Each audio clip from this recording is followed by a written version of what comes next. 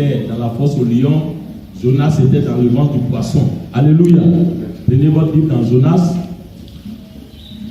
Jonas dans l'Ancien Testament. Après Amos. Et avant Naoum. Deux frères n'ont jamais entendu parler de Naoum. Alléluia. Jonas, le chapitre 1, verset 1 à 3. Une première lecture. Jonas, chapitre 1, verset 1 à 3. Écoutez bien la parole de Dieu ce matin. Jonas, chapitre 1, verset 1 à 3 dit La parole de l'Éternel fut adressée à Jonas, fils d'Aminatai, en ces mots. Lève-toi, va à Ninive, la grande ville, et crie contre elle, car sa méchanceté est montée jusqu'à moi. Et Jonas se leva pour s'enfuir à Tarsis, loin de la face de l'Éternel. Il descendit à Jaffo et il trouva un navire qui allait à Tarsis. Il paya le prix du transport et s'embarqua pour aller avec les passagers à Tarsis, loin de la face de l'Éternel.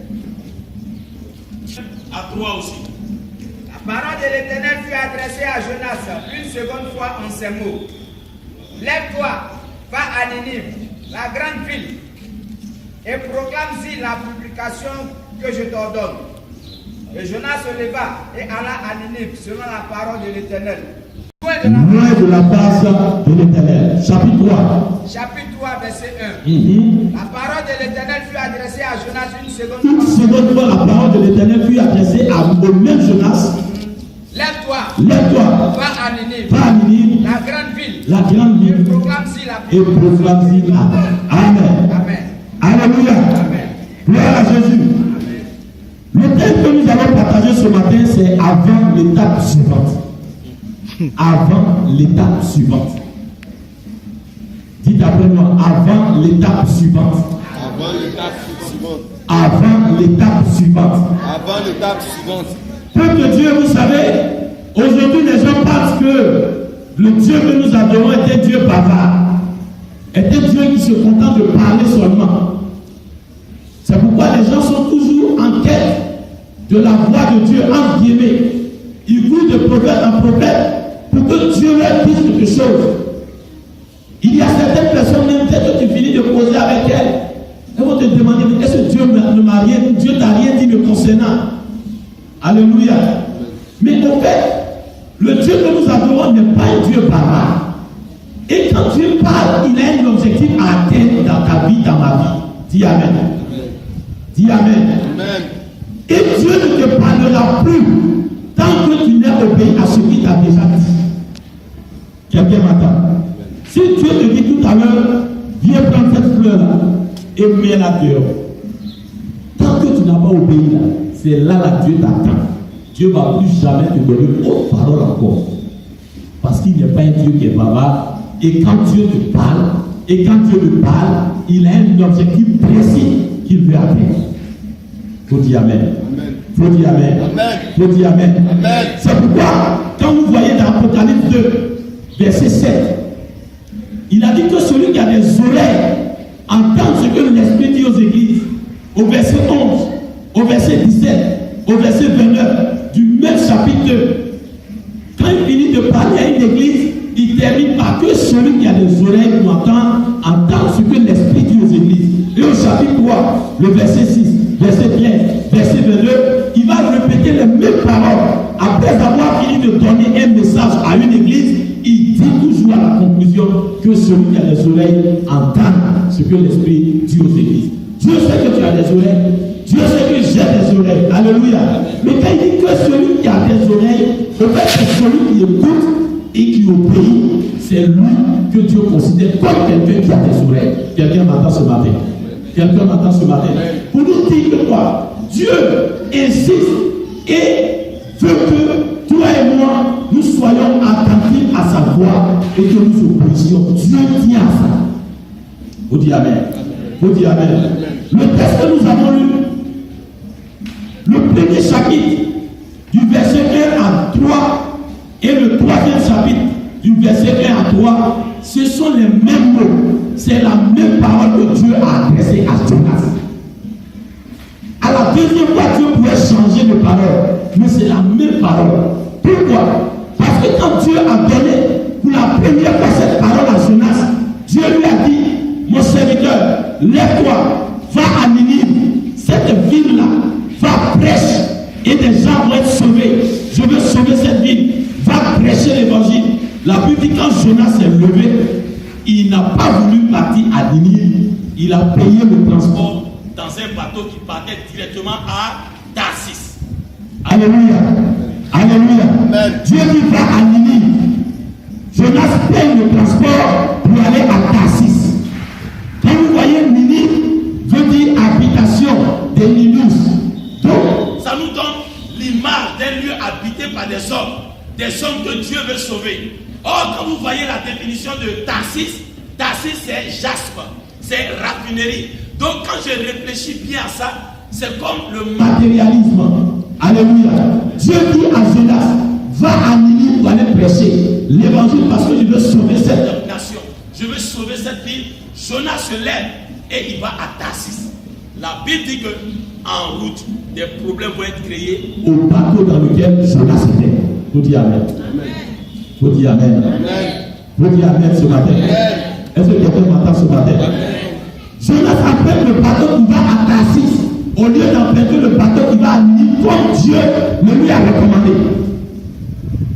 Il a fait ce que lui veut. Et la Bible dit, il a pris le bateau de Ninive loin de la face de l'Éternel.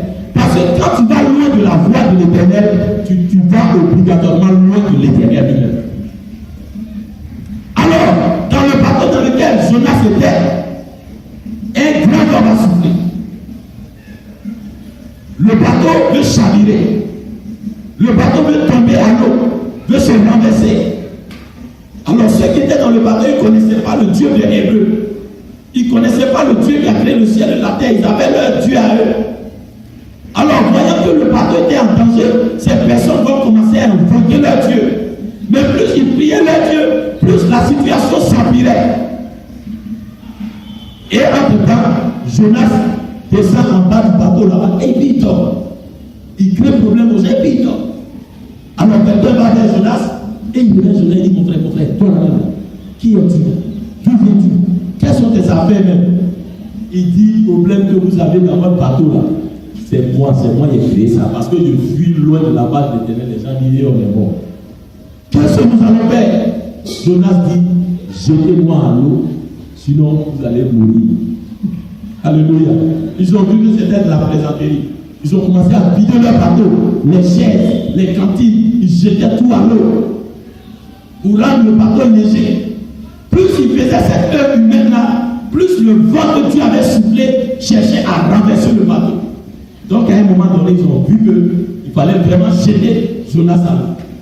Et ils ont jeté Jonas à l'eau. Et la Bible dit Dieu fit venir un gros poisson qui a avalé Jonas. Gloire à Dieu. Quand ce poisson a avalé Jonas, dans le ventre du poisson, quand vous lisez au chapitre 2 de Jonas, Jonas s'est répandu dans le ventre du poisson. Il a commencé à demander pardon à Dieu. Il a commencé à prier. Il a dit au Seigneur, désormais, je vais obéir à ta parole.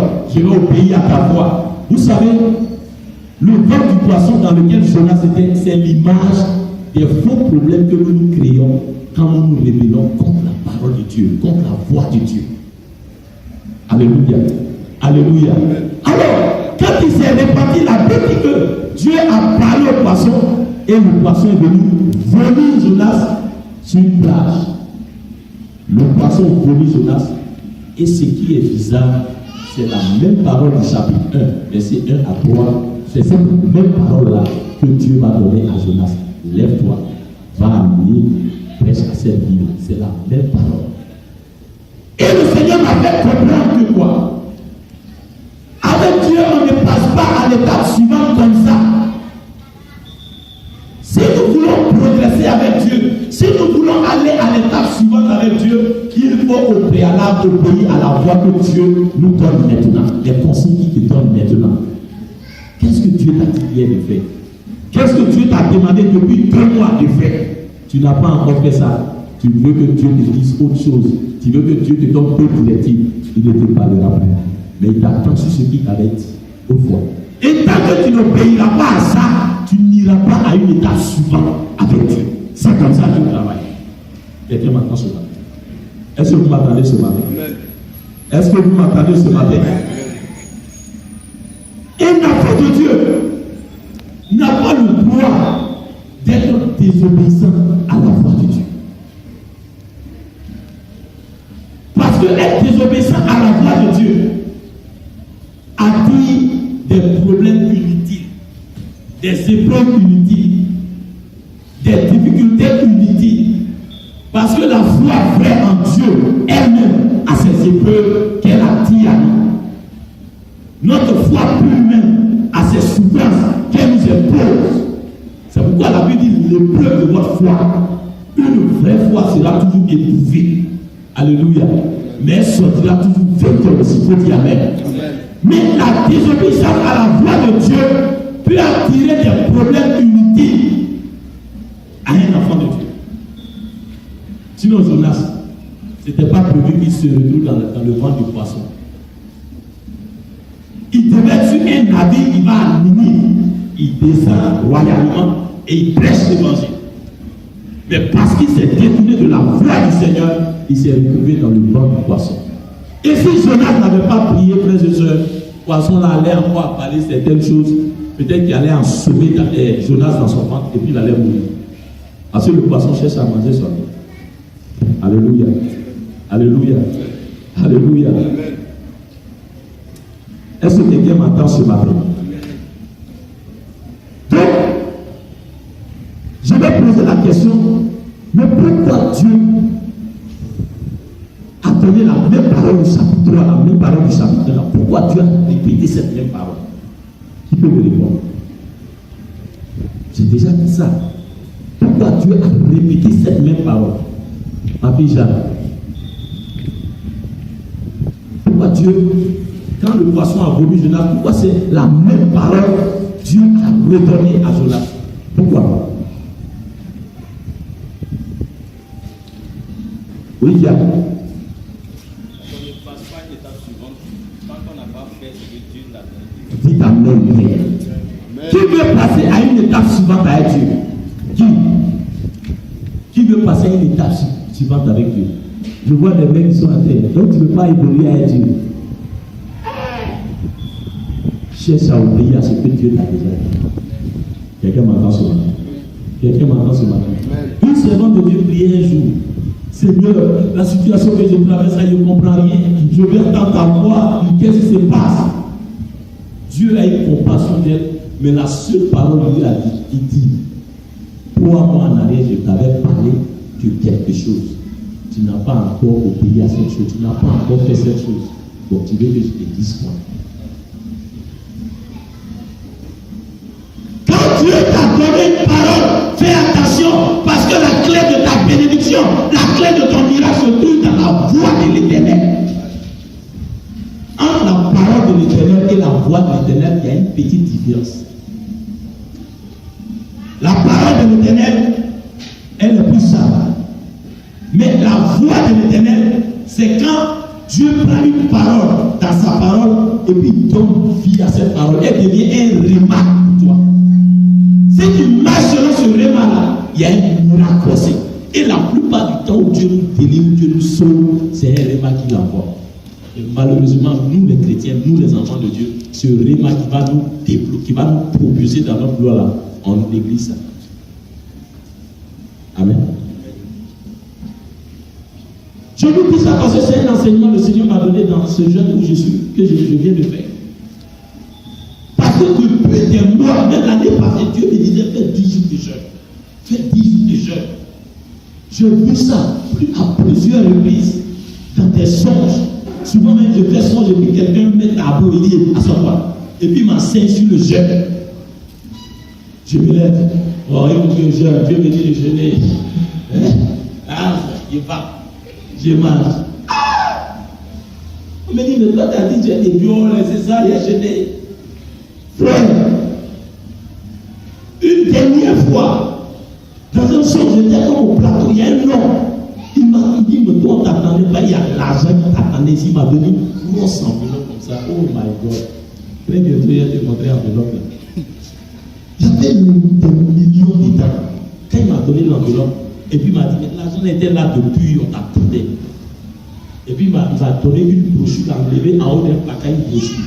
La brochure là, c'était une femme coréenne, servante de Dieu. Elle a écrit que j'ai fait 10 jours de jeûne et puis l'onction de qui est sur moi là, j'ai reçu ça. À chaque fois que j'ai pas de jeûne, et puis celui qui m'a donné de vie et ça. Malgré ça, là, et là, il y a ma voix, oui. Moi, j'ai une foi terrible. J'ai une foi forte. Mais la foi que tu as ne doit pas t'emmener à désobéir à la voix de l'Éternel. Et à un moment, les choses commencent à se compliquer sur moi. Je vous dis la vérité. Mais le jeune là, je suis parti comme ça, la hâte. Je suis levé un matin, 4 heures, il m'a fait. Je me dis, je m'appelle. Alléluia. Et c'est dans ce jeune-là, Dieu m'a enseigné ce message. Il m'a dit de te dire, de me dire. La bénédiction que nous voulons là, la grâce que nous voulons là, la clé, c'est l'obéissance à la voix de l'Éternel. Quelqu'un m'entend ça? Quelqu'un m'entend ça? Amen. Qu'est-ce que Dieu t'a dit? Qu'est-ce que la voix t'a dit? Une voix, la voix du Saint-Esprit, 2 mois en arrière, 3 mois en arrière. La voix t'a dit quelque chose. Mais les chrétiens que nous sommes doués d'en remettre au lendemain. Il y a des chrétiens, même Dieu leur a dit clairement à partir d'aujourd'hui, sois fidèle dans tes dîmes. Ça, on était au 20 du mois. La personne a entendu la voix du Seigneur. À partir de maintenant, quel que soit tout ce que tu gagnes, donne-la. La voix, ça, c'est pas voix des démons, ça, c'est voix de Dieu. Il faut dire Amen. Mais à la fin, il dit, oh, le Seigneur m'a parlé. Il m'a dit de payer ma dîme. Oh, le Seigneur m'a parlé. Et à la fin du mois, quand l'argent est rentré dans ta main, la voix de Dieu, la fin du mois, pas dit, bon, c'est le mois prochain, et puis. Vous savez, c'est ce qui met le blocage dans nos vies. Parce que tu peux être à la maison comme ça un matin, tu te lèves, le Saint-Esprit que tu es aujourd'hui là, ne sort pas pris seulement. Est-ce que quelqu'un me comprend? Est-ce que quelqu'un me comprend? Soit Dieu veut que tu pries celui-là parce qu'il y a une ouverture qu'il veut mettre dans ta vie, ou qu'il veut te préserver des dangers imminents. Mais souvent, beaucoup se sont levés, ils sont sortis ce jour-là. J'ai un jeune de mon village qui est mort comme ça, un jeune étudiant qui était en maîtrise. Il n'était même pas bon chrétien. Il n'était pas bon chrétien. 2 jours avant sa mort, il se sentait bizarre. Et puis, qu'est-ce qui s'est passé? Il est même allé chez un péticheur. Puis il a expliqué, il dit, je sens qu'il y a un malheur qui m'inquiète. Ça, c'est 2 jours avant sa mort. Et ce péticheur a fait des potions là pour qu'il se lave avec. Il s'est lavé le lendemain. Il n'était pas toujours à l'aise, il a demandé pardon à Dieu. Il va à l'église pour le faire courant comme ça. Et il a demandé pardon à Dieu. Et le lendemain, là, jusqu'au soir, il était là, à la maison. Et puis vers 19h, 20h, il a envoyé un message à ses grands frères qui sont des vrais chrétiens aux assemblées de Dieu. Il dit, ça c'est vers 4h du matin, le jour où il est mort là, c'est vers 4h du matin. Il a envoyé un message à tous ses grands frères que aujourd'hui, la grand frère, s'il vous plaît, ne mangez pas. Jeûnez pour moi. Moi-même, il est resté à la main, je ne sortirai pas, il va jeûner. C'est ce que je ressens. Je ressens que je suis en danger. Parce qu'il dit, la nuit, il avait fait un combat avec un dragon.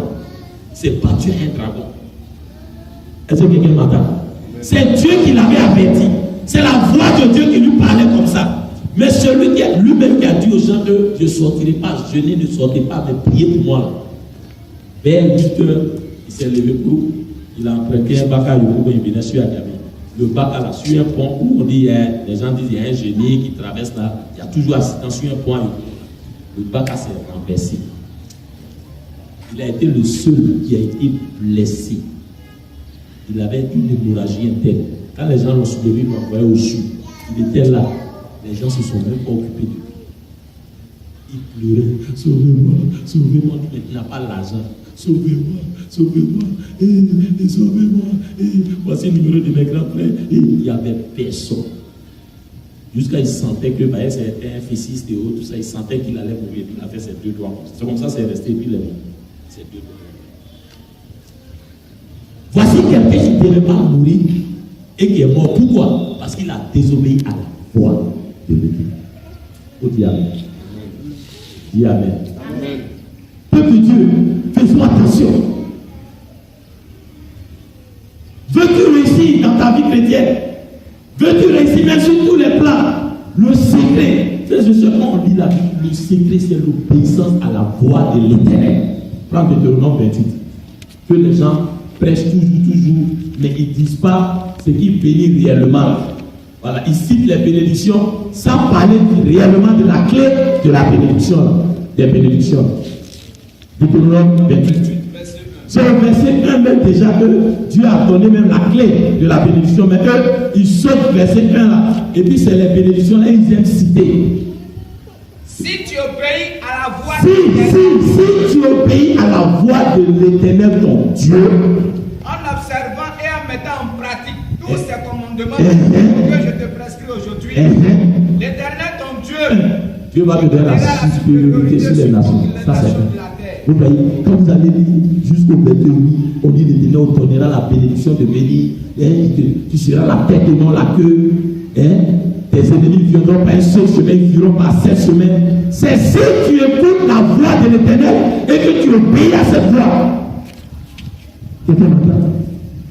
Parce que un groupe de sorciers peut prendre la résolution cette nuit-là de toi t'attaquer.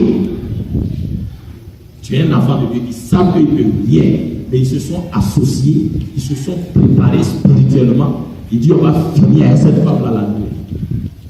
Et puis la nuit là, tu es là. La voix de Dieu depuis 18h19 te dit, ma fille, il faut prier. Ma fille prie. Ma fille prie, tu pries pas. Tu as cherché par là au quartier. C'est toi qui fais par là. Tu as giflé même au moins 3 femmes là-bas. Et puis tu viens avec gros cœur à la main, il y en a pas bien peu. Vous n'avez pas dit que vous pouvez. On vous a dit que quand on est chrétien là, on ne fait pas par là quoi. Quand on est chrétien, on est bête quoi. Vous allez voir. Maintenant, Satan a positionné une de tes cousines même là. Elle dit oui ma soeur tu as raison même. Même va encore, gifle-le. Parce que ce qui n'était pas dit là, c'est que à toi la même elle est mauvaise. Mais tu sors encore. Oui, tu as ta quartier, on dit ah et tu viens. Tu manges ton foutu vers 21h, 22h. Gros foutu. Tout ça là. Et puis tu donnes narine, puis grand. Mon frère, si ce n'est pas miséricorde de Dieu, ils ont fini par la vie là. Parce que la Bible dit que quoi? Il dit que quand vous vous mettez en colère, que le soleil ne se couche pas sur votre colère. Mais toi, tu as fait tout dégât comme ça là. Et il dit dans la Bible, mon frère, si ce n'est pas Dieu dans sa souveraineté, Dieu est mort. Obéis, si tu obéis à la voix de l'Éternel. Peuple de Dieu, c'est la clé de la bénédiction. Tu veux être béni. Est-ce que vous voulez être béni? Amen. C'est la clé de la bénédiction. Obéissons à la voix de l'Éternel. Obéissons à la voix de l'Éternel. Quelqu'un t'a fait quelque chose. Tu lui vas aller répondre. Et puis une voix te dit qu'il ne sort de votre bouche aucune mauvaise passage. Le Saint-Esprit prend la parole. Et puis il donne un réma. Il rend cette parole vivante dans ton esprit. Mon frère, ma soeur, tu parles. C'est Dieu qui a fait de parler. Ce matin même, je regardais des choses bénéfiques. Et puis il y a un vieux pasteur qui prêchait. Et puis il prêchait même beaucoup de choses dans mon message.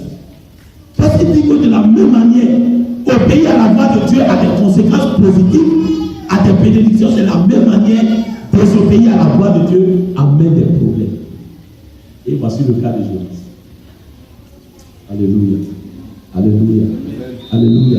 Luc 6, verset 46. Verset 46. Le verset 46 dit ceci. Écoutez bien, c'est Jésus qui parle. Pourquoi m'appelez-vous Seigneur, Seigneur? Pourquoi vous là, Vous m'appelez Seigneur, Seigneur Jésus, Seigneur, Seigneur. Et ne faites-vous pas ce que je Et dis. puis ce que je vous dis là, quand ma voix vous parle, et puis vous ne pouvez pas faire ça. Jésus est en train de dire que quoi? La chose qui richesse dans notre vie, parce qu'il veut notre bénédiction, il veut notre bonheur, il est en train de nous dire que ce que lui il recherche là, parce qu'il recherche notre bonheur, la clé là, c'est d'écouter ce qu'il nous dit et d'obéir.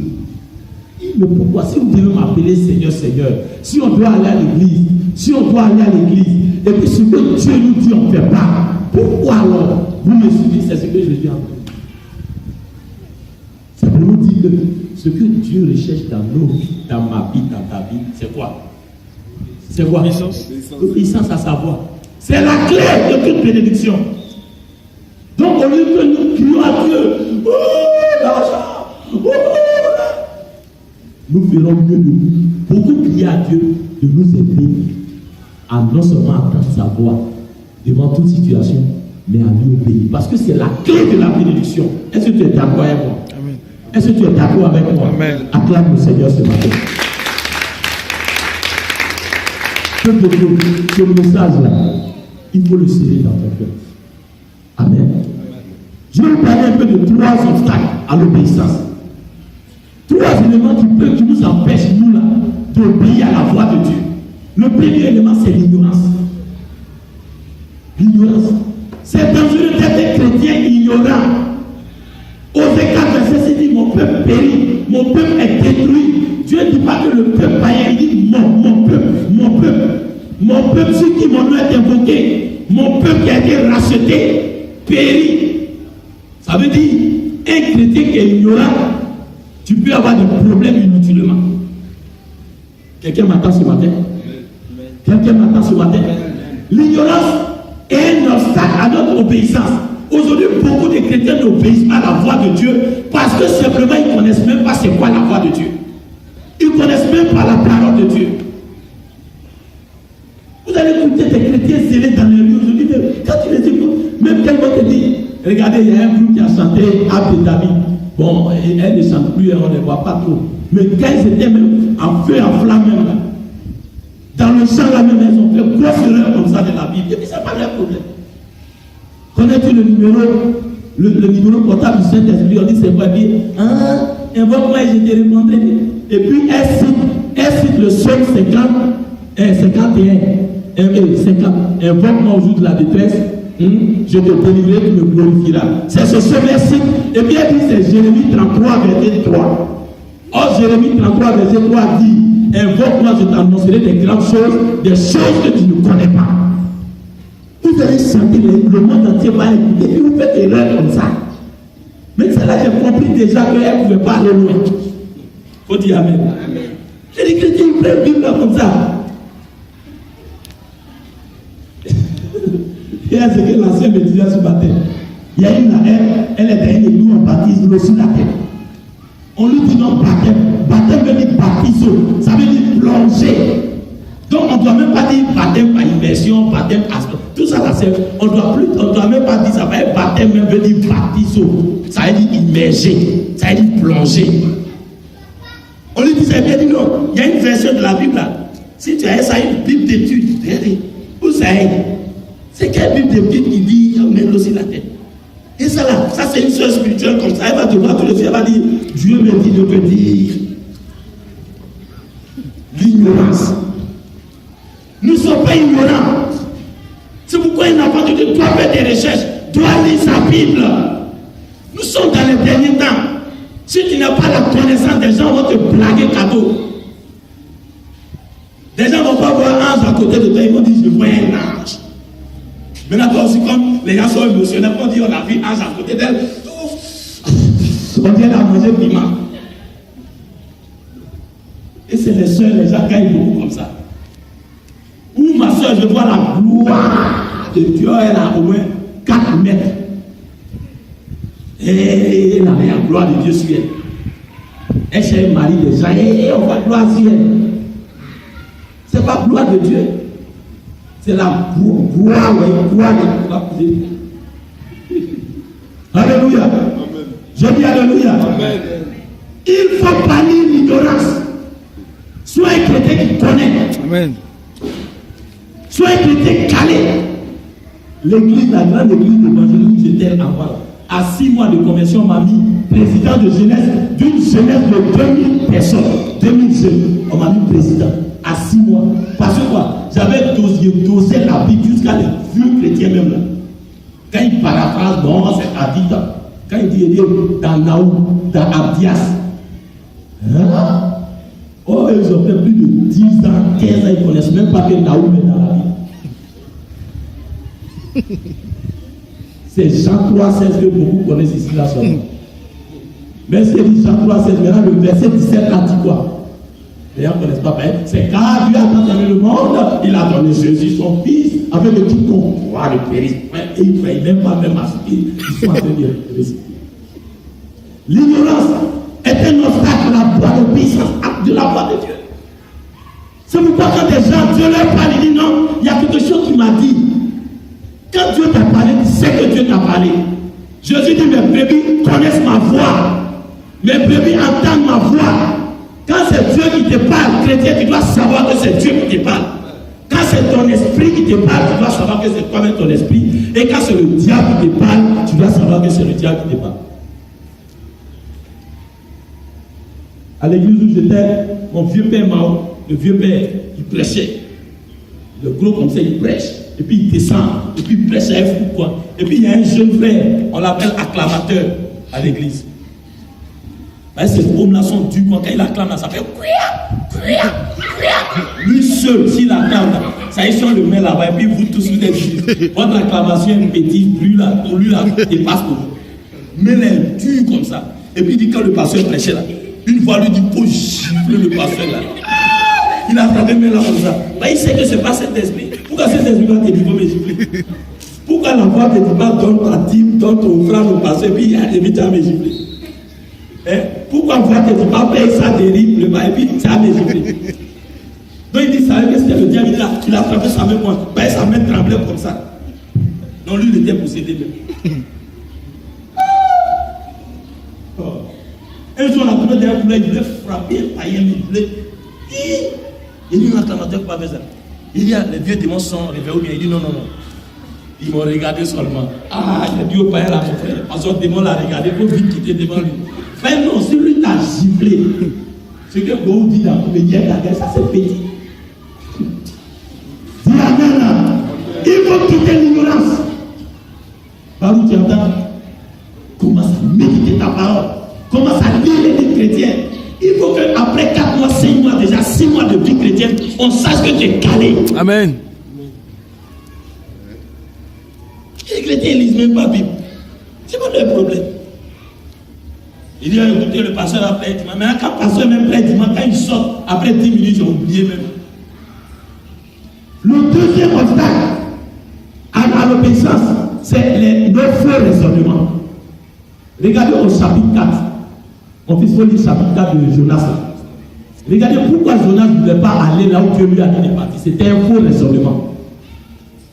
Ce sont nos conceptions à nous. Il y a des idées qui sont en nous là. On est attaché à notre conception, à notre manière de voir là. Et puis quand Dieu nous parle, on dit non, c'est ce que moi j'ai dit là. Chapitre 4, verset 1. Cela était plus fort à Jonas. Quand Jonas est allé à Ninive, maintenant quand il a fini de prêcher, toute la ville s'est donnée, s'est convertie, s'est répandue là. Regardez ce que la Bible dit. Ça n'a pas plu à Jonas que les gens soient sauvés. Et il s'est fâché. Et puis regarde ce qu'il va dire. Il implora l'Éternel. Il a dit à Dieu, Dieu! Ah Éternel! N'est-ce pas ce que je disais? C'est pas ça là, je disais que toi, tu as leur pardonné, c'est à cause de ça, il ne voulait pas aller prêcher là-bas. Mais Jonas, c'est un démon, c'est un démonisé. Il est possédé. Comment un homme de Dieu peut dire à Dieu, il faut me tuer parce que tu m'as dit d'aller prêcher un peu, ils se sont convertis. C'est ça, il a dit à la fin, il dit, il faut continuer. De continuer. Est-ce que je voulais prévenir en fuyant à Tarsis? C'est ça là, je voulais prévenir, je ne voulais pas qu'il soit sauvé, ça faisait un fui à Tarsis. Là, je savais que tu es un Dieu compatissant. Ça y est, c'est que tu es un Dieu compatissant et miséricordieux. Tu es là à la colère, tu es riche à la bonté. Et puis quand quelqu'un se répand là, le mal que tu voulais lui faire, tu arrêtes ça. Maintenant, Éternel, prends-moi donc la vie. Toi, il faut me tuer même. Là, l'amour Car la mort même préférera c'est bon, mon frère. Ah, oui, un homme de Dieu, un prophète. Mon frère, un jour j'ai prêché sur Jonas, j'ai dit, un prophète qui a un mauvais cœur, c'était mon thème qui était là. Le thème a choqué les gens, mais à la fin, ils m'ont compris. Comment quelqu'un peut dire à Dieu qu'on me tuer parce qu'il y a une pression aux gens qui se sont donnés? Mais au fait, c'était un faux raisonnement qui était en Jonas. C'était cette conception. Et nos faux raisonnements sont des obstacles à l'obéissance de la voix de Dieu dans nos vies. Quelqu'un m'attend. C'est pourquoi faisons attention à nos idées à nous. Moi, j'ai ma manière de voir. Moi, j'ai ma manière de faire. Moi, ma manière. Il y a des frères que tu mets but devant, tu dis, il est écrit. Il dit, oui, c'est écrit. Mais tu sais, chacun a sa manière. Il n'y a pas plusieurs manières de voir. La pensée biblique, elle est unique. Ils sont têtus. Et la Bible, elle ne se contredit jamais en herméneutique. C'est ce qu'on nous enseigne. La Bible, elle ne se contredit jamais. Et la Bible s'explique par elle-même. Quelqu'un m'attend. Quelqu'un m'attend. C'est pourquoi, dans Jacques 1, verset 21, il dit, frères et sœurs, ne vous portez pas à écouter la parole de Dieu en vous séduisant par vos faux raisonnements, mais mettez la parole à la pratique. C'est en obéissant à la parole, en obéissant à la voix de l'Éternel, c'est la clé de la bénédiction. Tu peux être là un matin, tu es couché là, tu es couché un matin, et puis la voix te dit, lave-toi ma fille, va au plateau. Va au plateau, arrête-toi devant BCC, arrête-toi seulement. Tu sais que c'est pas la, tu sens que c'est la voix du Saint-Esprit.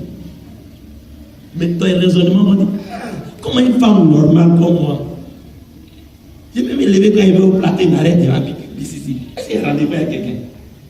Oh, il y a quelqu'un là que Dieu allait envoyer là pour te bénir. Est-ce que vous entendez? C'est la vérité, c'est ce qu'il a dit à Abraham.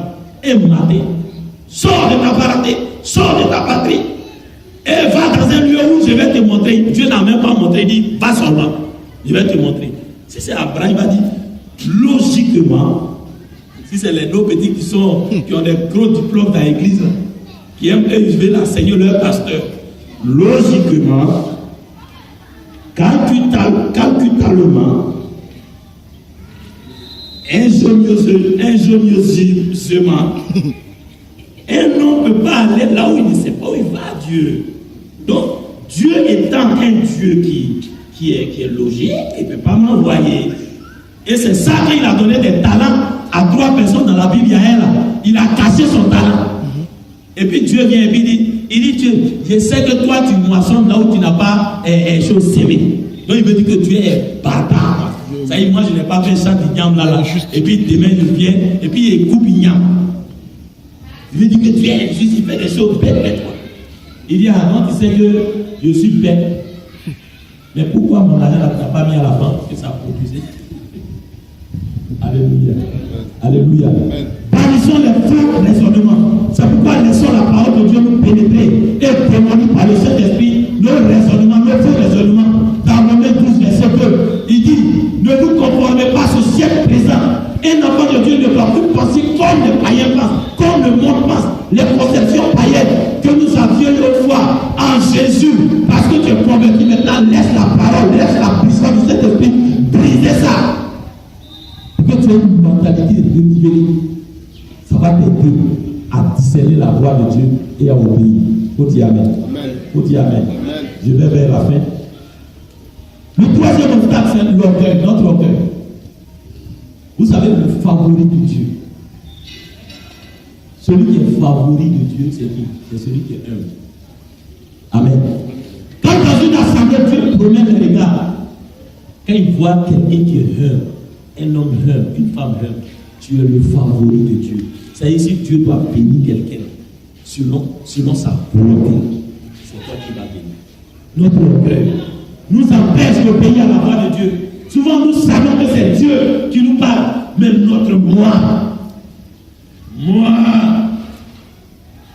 pourquoi moi, le pasteur m'a parlé comme ça? Pourquoi moi, le responsable m'a parlé comme ça? Moi, toi.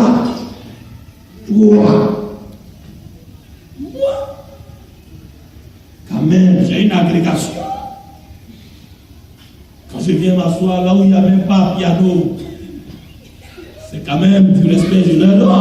Regardez. Et puis regardez. Quand même. Chez moi, je mets au moins 20 000 dans le panier pour que le pasteur puisse.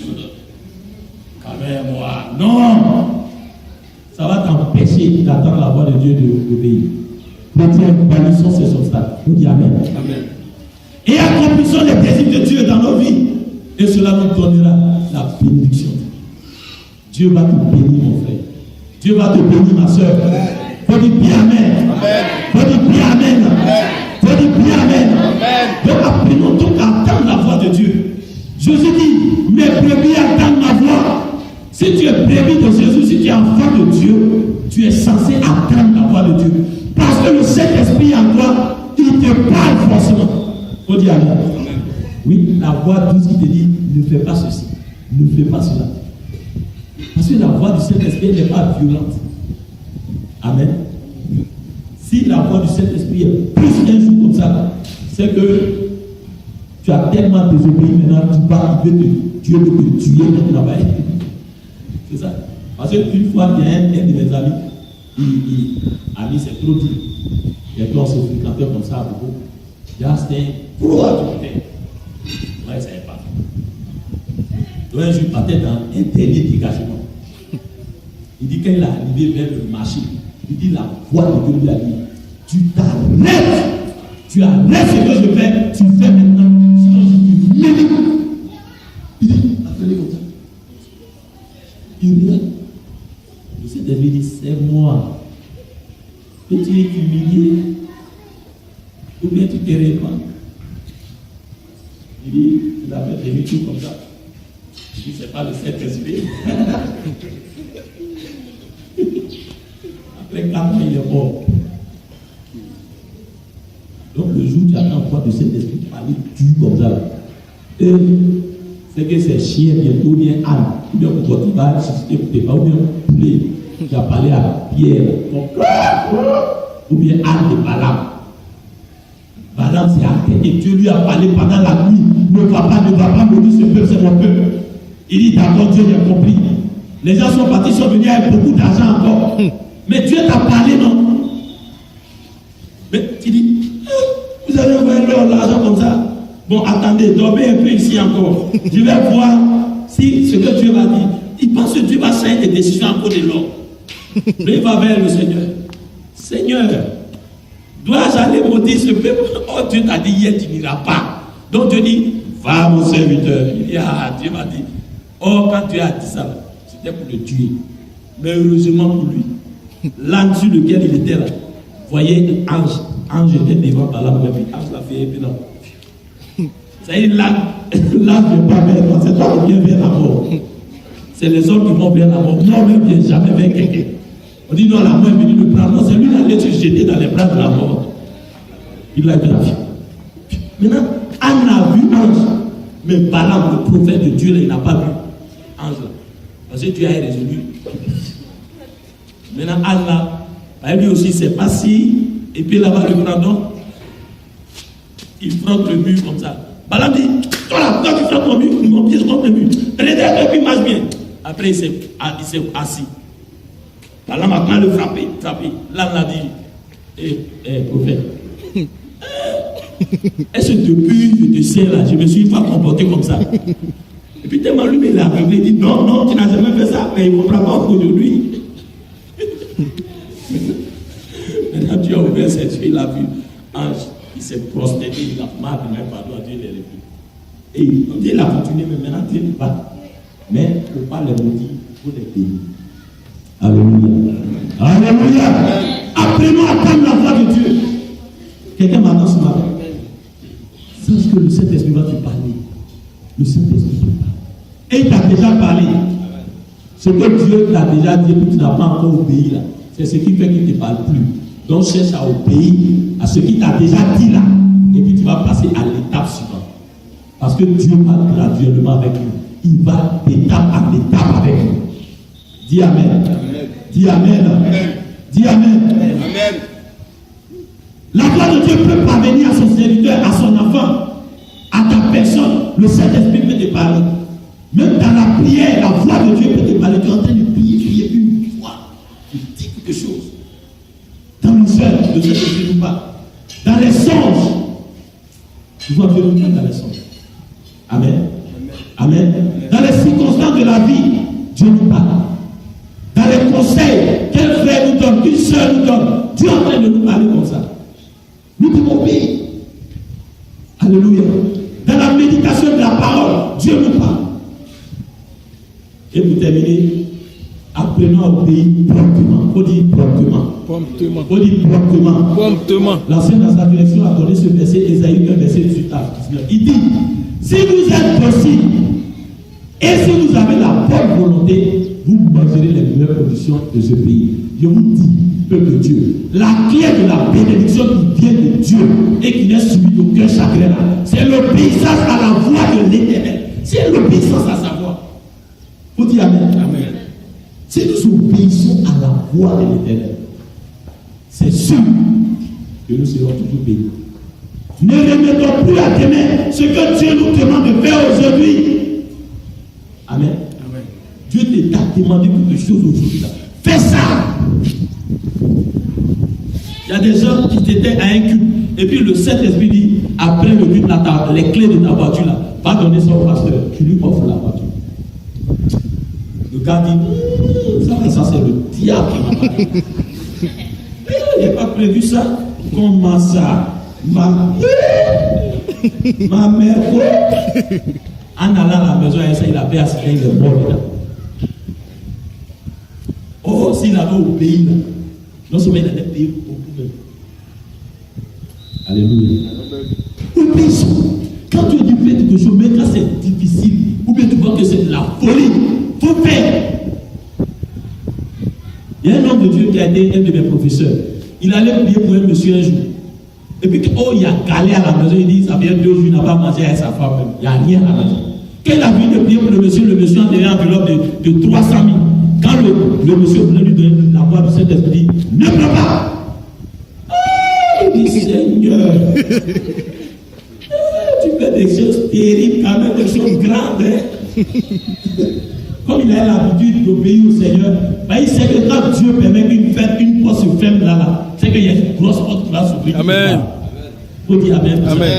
Lui, il n'a pas pris les 300 000. Après une semaine, le même monsieur l'appelle.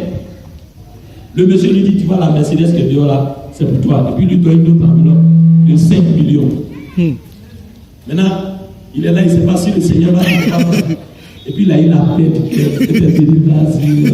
Si tu as pris 300 000, il n'allait plus passer à te donner Mercedes là, 5 millions. Et Seigneur, touche tes jambes maintenant. Acclamez le Seigneur.